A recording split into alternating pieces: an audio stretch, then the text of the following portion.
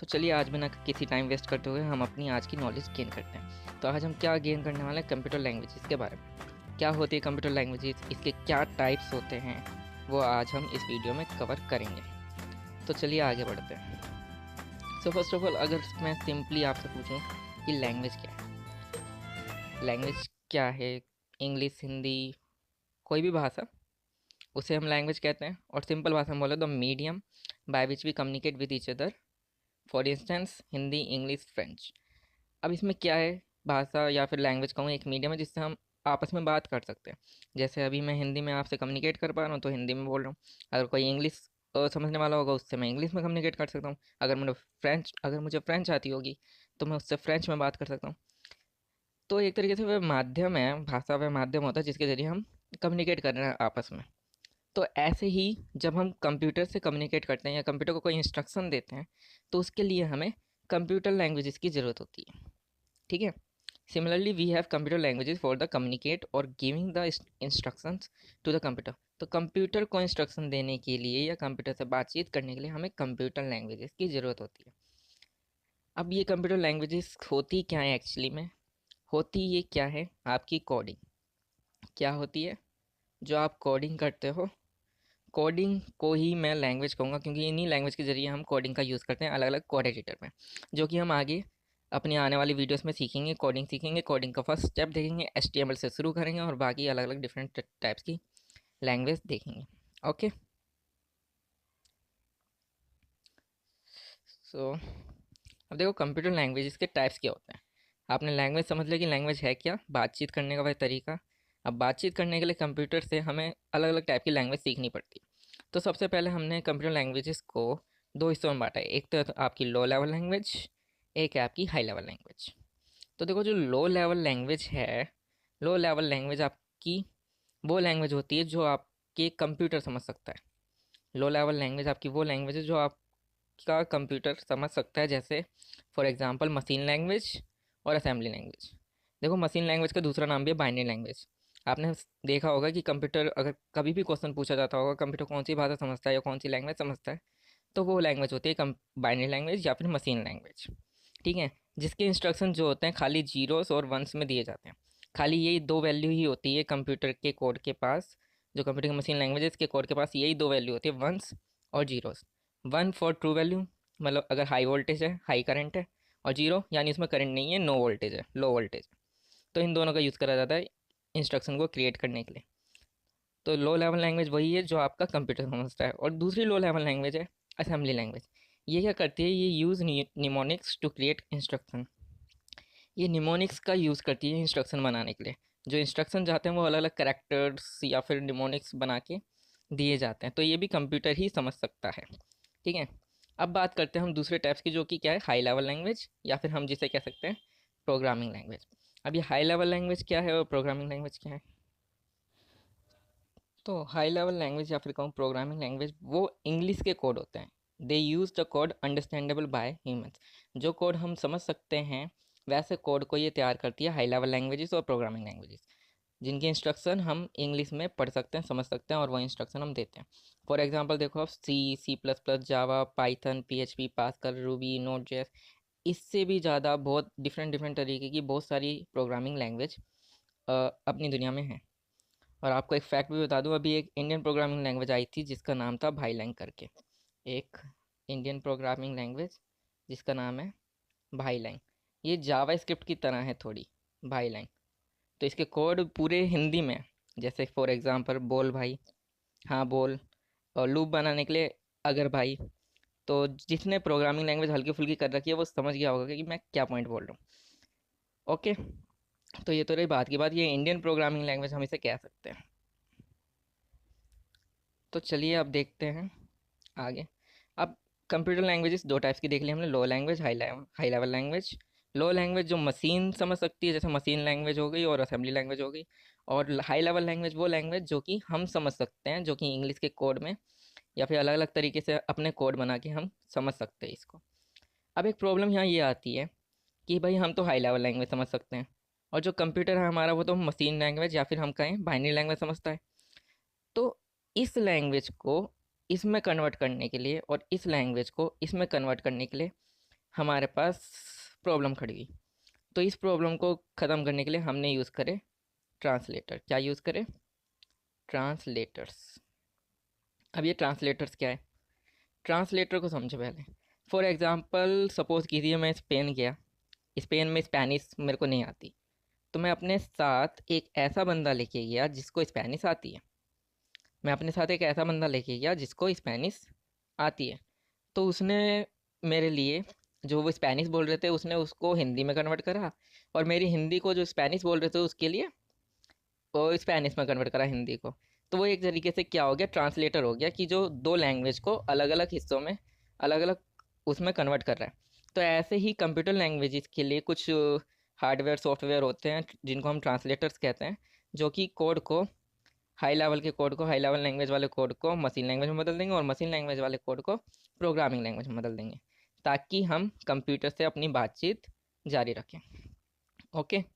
तो अगर आपने ये ट्रांसलेटर समझ लिए हैं, तो चलिए इनके बारे में और डिटेल्स में बात करते हैं। ये सभी रेज कर देते हैं। ओके, सो नेक्स्ट देखो ट्रांसलेटर। बेसिकली ट्रांसलेटर आपके तीन टाइप्स के हैं: कॉम्पिलर, असेंबलर, इंटरप्रेटर। अब देखो कॉम्पिलर का क्या है। Compiler read the whole code once and then execute run it. Execute या फिर रन। एग्जीक्यूशन का मतलब होता है प्रोग्राम को रन करना। अब कॉम्पिलर क्या काम करता है, सारे कोड को एक ही बार में रीड करेगा। अगर कहीं गलती होगी तो वो उधर रुकेगा नहीं, पहले उससे सबको रीड करेगा और आपको मिस्टेक बताएगा, और कुछ भी प्रोग्राम को रन नहीं करेगा। लेकिन अगर मैं इंटरप्रेटर की बात करूँ, कि ये क्या करता है, read code line by line, read code line by line, first it execute one line and then go to the next.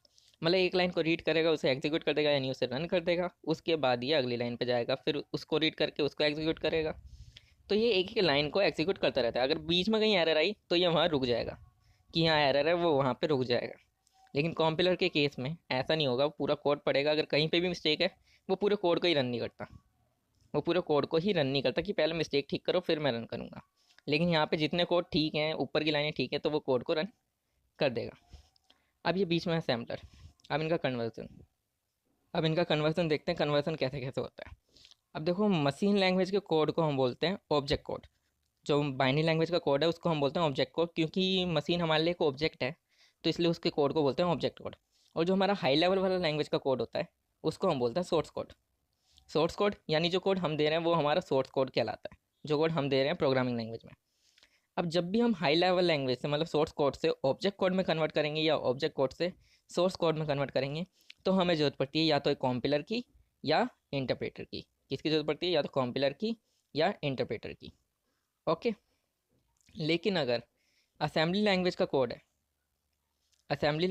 है, और असेंबलिंग लैंग्वेज का कोड हमें हाई लेवल में कन्वर्ट करना है, या हाई लेवल से असेंबली में कन्वर्ट करना है, या असेंबली से मशीन वाले लैंग्वेज के कोड में कन्वर्ट करना है, या फिर मशीन से फिर असेंबली में कन्वर्ट करना है, तो ये काम आपका असेंबलर करेगा। ओ सॉरी, मैं यहाँ पे आर लिखना भूल गया हूँ, इनमें मैं आर लिखना खा गया दोनों में ही, सॉरी। तो इसको छोड़िए, चलो इसे हटाते हैं। हम्म, तो आपको समझ आ गया होगा कि असेंबली लैंग्वेज में कन्वर्ट करने के लिए हमें असेंबलर का यूज़ करना होता है। असेंबली लैंग्वेज में यूज़ करने के लिए असेंबलर यूज़ करेगा, चाहे वो मशीन लैंग्वेज से असेंबली में जा रहा हो, या असेंबली से हाई लेवल, या फिर वाइस वर्सा, हाई लेवल से असेंबली और असेंबली से मशीन लैंग्वेज। लेकिन अगर मशीन लैंग्वेज से सीधा हाई लेवल में जाएगा, या हाई लेवल से सीधा तुम्हारा मशीन लैंग्वेज में जाएगा, तो आपको कॉम्पिलर या फिर इंटरप्रेटर का यूज़ करना है। तो ये बेसिकली तीन टाइप्स के ट्रांसलेटर होते हैं, इनका ध्यान रखना। कौन कौन से? कॉम्पिलर, असेंबलर और आपका इंटरप्रेटर। ठीक है। और कौन सी लैंग्वेज कॉम्पिलर यूज़ करती है, कौन सी लैंग्वेज इंटरप्रेटर यूज़ करती है, ये भी हमें देखना होता है बाद में। अगर वैसे मैं बात करूँ, सी हो गई या सी प्लस प्लस हो गई, तो वो आपका कॉम्पिलर यूज़ करती है। और अगर आपको पाइथन सीख रहे हो आप, तो जो पाइथन है वो आपकी इंटरप्रेटर बेस्ड है। पाइथन लैंग्वेज इंटरप्रेटर यूज़ करती है। सी प्लस प्लस और जावा जो है, ये लैंग्वेज आपकी कॉम्पिलर का यूज़ करती है। ओके। तो ये भी आप साथ ही साथ नोट करते जाइए। इरेज कर देते हैं। तो चलिए अब आगे बढ़ते हैं, और लैंग्वेज के बारे में जो हम तीन लैंग्वेज देखी हमें, मशीन लैंग्वेज, असेंबली और हाई लेवल लैंग्वेज, इनको थोड़ा और समझ लेते हैं। तो यहाँ देखिए, मशीन लेवल लैंग्वेज सबसे पहले, it is a collection of binary digit. किसका कलेक्शन है? बाइनरी डिजिट का, जिसे हम शॉर्ट में बिट कह देते हैं। क्या कहते थे शॉर्ट में? Bit, BIT, bit. ये बिट क्या है? आपका बाइनरी डिजिट है। ओके। इसके बाद और बिट्स देखा, यहाँ पे लिखा भी है, और bits that the computer reads and interpret. Computer जिसे रीड करता है और उसकी व्याख्या करता है, उसको समझता है और उसे रन करता है। Machine language is the only language is a computer is capable of understanding. Machine language ही ऐसी लैंग्वेज है जो कंप्यूटर समझ सकता है, जो कंप्यूटर को रिलेट करती है। Each instruction in a program is represented by a numeric code. जो हर एक इंस्ट्रक्शन है उसमें एक न्यूमेरिक कोड होता है उसका, जो कि जीरो और वंस यानी बाइनरी डिजिट से बना होता है। And the numerical addresses are use throughout the program and refer to the memory location. जो भी हम चीज़ इसमें बनाते हैं बाइनरी डिजिट जहाँ जहाँ पे होती है वो अलग अलग मेमोरी लोकेशन पे जाके सेव होती है। A memory lang sorry a machine level language no more needs any mediator to convert the code so that we send for the execution. इसमें ये क्या कह रहा है कि मशीन लेवल लैंग्वेज वो कोड है, ऑब्जेक्ट का कोड है जो कि कंप्यूटर समझता है। तो इसके लिए कोई मीडिएटर यानी कन्वर्ट वगैरह करने की ज़रूरत नहीं है, ये सीधा रन हो जाएगा। लेकिन रन होने के बाद जो इसका आउटपुट आएगा उसको हमें कन्वर्ट करने की ज़रूरत पड़ती है हाई लेवल के कोड में। अगर आउटपुट हमारा हाई लेवल कोड में यानी ह्यूमन रीडेबल में नहीं आया, जो कि हम समझ सकते हैं ह्यूमन अंडरस्टैंडेबल वाली फॉर्म में, तो उसका फ़ायदा नहीं होगा। इसलिए ओके। सो चलिए दूसरी लैंग्वेज देखते हैं। असेंबली लैंग्वेज में क्या है? Assembly language program can easily return in alphanumeric symbols.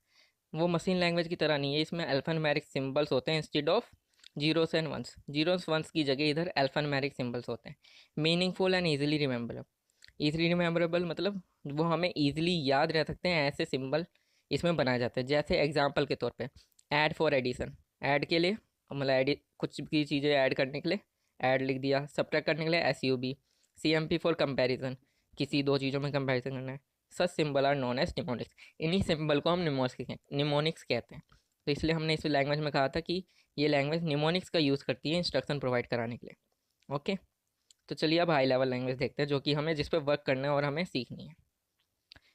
High level language means general English language. General English language है which is very near to human understanding, जो कि ह्यूमन अंडरस्टैंडिंग के बहुत ही ज़्यादा क्लोज है, मतलब इसे समझ सकते हैं हम। Using high level programming language we can easily and accurately write program code. तो इसके जरिए हम प्रोग्राम कोड्स आसानी से राइट कर सकते हैं एंड अपनी मिस्टेक्स को कम कर सकते हैं। A high level language is uses compiler और interpreter, compiler and interpreter। तो जो भी हाई लेवल लैंग्वेज है वो कॉम्पिलर और इंटरप्रेटर का यूज़ करती है to convert the program code. जो हम प्रोग्राम कोड बना रहे हैं उसे बाइनरी लैंग्वेज में कन्वर्ट करने का काम कौन करेगा? आपका कॉम्पिलर और इंटरप्रेटर। फिर उसे एग्जीक्यूशन के लिए सेंड करेगा। एग्जीक्यूशन मतलब रन होने के लिए। ठीक है। तो एग्जांपल क्या है हाई लेवल लैंग्वेज के? आपके BASIC, Fortran, C++, Java, C hashtag, Python, Visual Basic, Delphi, Perl, Ruby, PHP and many more. तो हमारे पास बहुत सारी ऐसी लैंग्वेज है जिनके ज़रिए हम प्रोग्रामिंग कर सकते हैं। कोई ऐप डेवलप कर सकते हैं, कोई गेम डेवलप कर सकते हैं। अब इस डेवलपमेंट में इस कह सकते हैं कि हम एक तरीके से डेवलपर बन जाएंगे।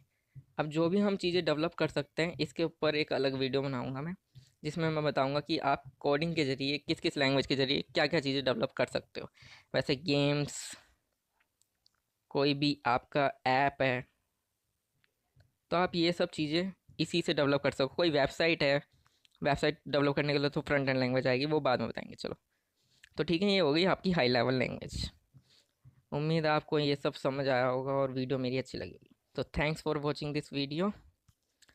फिर मिलेंगे अपनी नेक्स्ट वीडियो में, जिसमें हम बहुत ही धमाकेदार नॉलेज के साथ फिर से शुरुआत करेंगे। तब तक के लिए टाटा बाय बाय।